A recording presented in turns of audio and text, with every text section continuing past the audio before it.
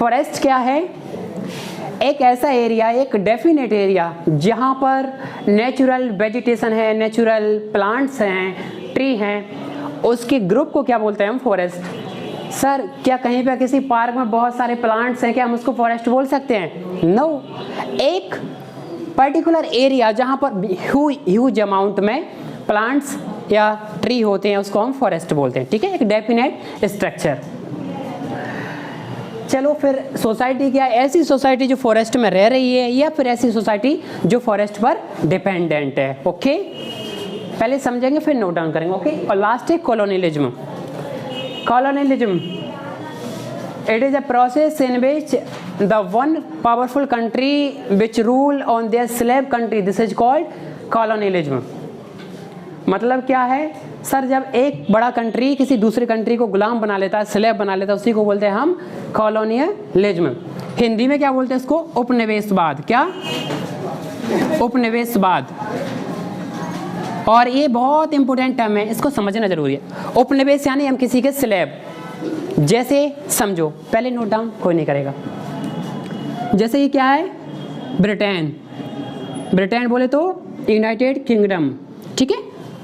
अब ये पूरा एक कंट्री है, बिगेस्ट कंट्री है। मान लो ये है हमारा India, Sri Lanka, USA, then comes to next Africa and China. Sir these are country I talk about of 18th and 19th century. उस टाइम पीरियड में एक बड़ा सा कंट्री था जिसका नाम है ब्रिटेन, और वो किस पे रूल कर रहा है? पलट के कुछ कंट्रियों पर। तो ये ब्रिटेन है, और ये जो स्मॉल जो कंट्री है ना, जिस पर ये ब्रिटेन क्या कर रहा है? रूल कर रहा है। तो ये कंट्री कौन है? सर स्लेव कंट्री, ठीक है। ये कौन है? Slave country. तो स्लेव कंट्री पर जब एक बड़ा कंट्री बहुत सारी कंट्रियों पर जब रूल करता है, इस प्रोसेस को बोलते हैं कॉलोनियलिज्म, उपनिवेशवाद। क्लियर है? स्मॉल स्मॉल कंट्री पर बड़ा कंट्री रूल करे। तो हम किसकी कॉलोनी थे? ब्रिटेन की। कोई पूछे तो मत बोलना सर कॉलोनी हमारे ग्वालियर की कॉलोनी, तानसेन नगर, कांच मिल, हजीरा। नो, कॉलोनी बोले तो उपनिवेशवाद, जब बड़े बड़े कंट्री छोटे छोटे कंट्रियों पर रूल करता है, ठीक है। तो देखो ब्रिटेन कितने कंट्रियों पर रूल कर रहा है, इसीलिए कहा जाता है कि ब्रिटेन एक ऐसा कंट्री है जिस एम्पायर का कभी सनसेट नहीं होता था।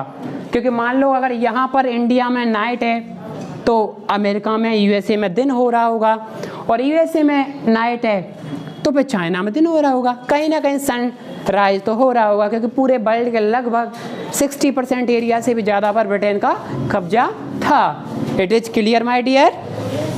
So this is colonialism. And what is forest? The vegetation which grow without human activity, this is called vegetation, it's called forest. ऐसी natural vegetation जो बिना मानव के हस्तक्षेप के उगती है, ग्रो करती है, उसी को हम जंगल या वन या फॉरेस्ट बोलते हैं। सोसाइटी क्या होती है वो समझो।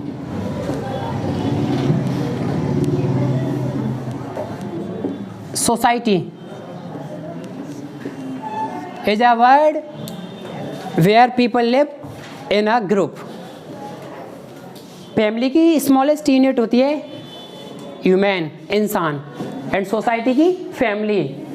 एंड फैमिली में ही जो बात करते हैं उनसे सोसाइटी बनती है। सोसाइटी में भी क्या रहता है समझो बच्चे, एक होता है sir urban area, what? Urban area. Second rural area, और third is tribal area. Okay, urban area, rural area and tribal area. Sir क्या है? अर्बन बोले तो शहरी जीवन, सिटी लाइफ। रूरल बोले तो विलेज, गांव का लाइफ। एंड ट्राइबल बोले तो सर ऐसे लोग जो रहते तो हमारी तरह ही ह्यूमन ही है, बट कहाँ रहते हैं? फॉरेस्ट में, उनको बोलते हैं ट्राइबल, यानी जनजातीय लोग। किसी का नाम पता है आपको? ऐसे लोग कौन से होते हैं? बंजारे। बहुत बढ़िया, व्हाट लाएगा? Yes yes yes, Banjaras. Banjaras, these are the people who move from one place to another place, and Banjara goes in group, or the group of Banjara is called कारवा. What? कारवा. कारवां से चलते हैं मंजिल के सफ़र की ओर. तो यही है कारवां. ठीक है, एक ग्रुप में बहुत सारे लोग चलते हैं. बंजारे ट्राइबल लोग हैं, इनका बहुत बड़ा इंपॉर्टेंट रोल है. और ये ऐसे लोग हैं जिनको गवर्नमेंट से जॉब नहीं चाहिए, एग्जामिनेशन नहीं देना है, CBSE में पढ़ना नहीं है, कॉम्पिटिटिव के एग्जामिनेशन नहीं देने. इनका पर्पस क्या रहता है? ओनली ऑन फॉरेस्ट में रहना है, अपनी लाइफ को जीना है. It is clear my dear? Society clear, forest clear and colonialism clear. ठीक है. विदाउट ह्यूमन हेल्प के जो एड के ग्रुप होते हैं ना, विदाउट ह्यूमन एड ग्रो होने वाली चीज़ को बोलते हैं फॉरेस्ट. Okay, clear? एग्जाम्पल क्या है sir? Like Amazon forest, river भी है और फॉरेस्ट भी है, राइट? Okay okay sir. फिर next come to the point, this is very important term. बात यह है कि सर हम पढ़ क्यों रहे हैं? ऐसी क्या बात है? सुनो सर, ब्रिटिशर्स हमारे यहाँ आए थे. एक बात क्लियर करना है कि इम्पीरियलिज्म का मतलब ये है कि अंग्रेजों के हम गुलाम थे, स्लेव थे. ओके, उन्होंने हम पर रूल किया, यही है इम्पीरियलिज्म. क्लियर है? अब सर ये तो ठीक है, आने का पर्पस क्या था?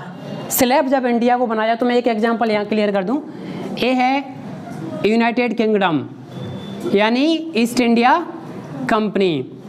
यूनाइटेड किंगडम, अंग्रेजों के गुलाम नहीं थे हम, अंग्रेजों की गवर्नमेंट के गुलाम नहीं थे हम. किसके स्लेब थे?